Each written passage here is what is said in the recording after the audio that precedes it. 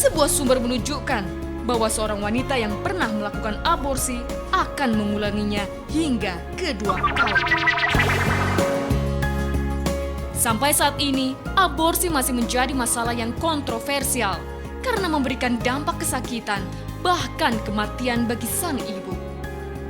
Beberapa kasus menyebutkan bahwa banyak wanita yang terperangkap dalam praktek aborsi yang tidak aman yang dilakukan oleh orang yang tidak terlatih atau tidak mengikuti prosedur kesehatan.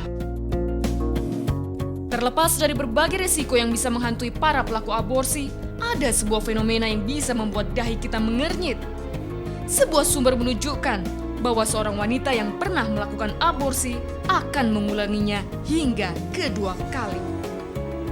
Kalau saya mengajarkan seks kepada anak remaja itu saya selalu bilang gini, jangan pernah melakukan sesuatu karena dari mulai pegangan tangan gak akan pernah mundur terus berhenti.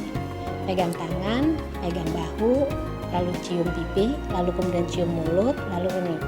Pada waktu kita gak bisa mengatakan tidak, itu gak akan stop, akan berlanjut terus. Saya selalu bilang kalau belum bisa mengatakan tidak, jangan melakukan dulu.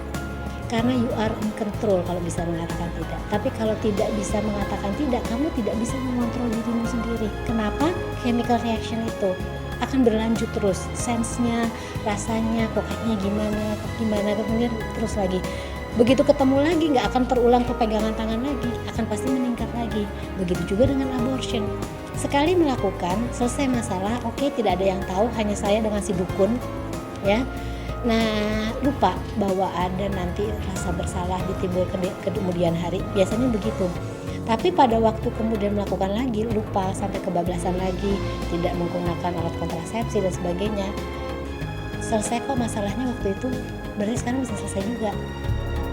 Jika angka kehamilan yang tidak diinginkan gagal dikendalikan, kemungkinan angka aborsi akan tetap tinggi di Indonesia. Padahal, tanpa adanya perubahan hukum tentang aborsi, perempuan akan kurang terlindungi dari praktek aborsi yang tidak aman. Legalisasi aborsi yang terdengar begitu menakutkan telah menjadi pilihan dari sejumlah negara di dunia. Namun untuk Indonesia, hal ini akan melahirkan polemik, bahkan resistensi dari berbagai kalangan. Lantas, bagaimanakah MUI memandang tindakan aborsi? Aborsi itu pengguguran kandungan. Secara umum itu diharamkan kecuali dalam kondisi-kondisi tertentu, misalnya kalau diaborsi misalnya ibunya akan mati gitu loh, atau terkena penyakit yang sulit disembuhkan. Maka dalam kondisi seperti itu aborsi dibolehkan. Tapi kalau aborsi hanya karena malu saja misalnya, itu secara umum diharamkan seperti itu. Akan bijak rasanya bila fenomena ini dilihat dari berbagai sudut pandang, agar tindakan yang dilakukan bisa lebih memperbaiki keadaan.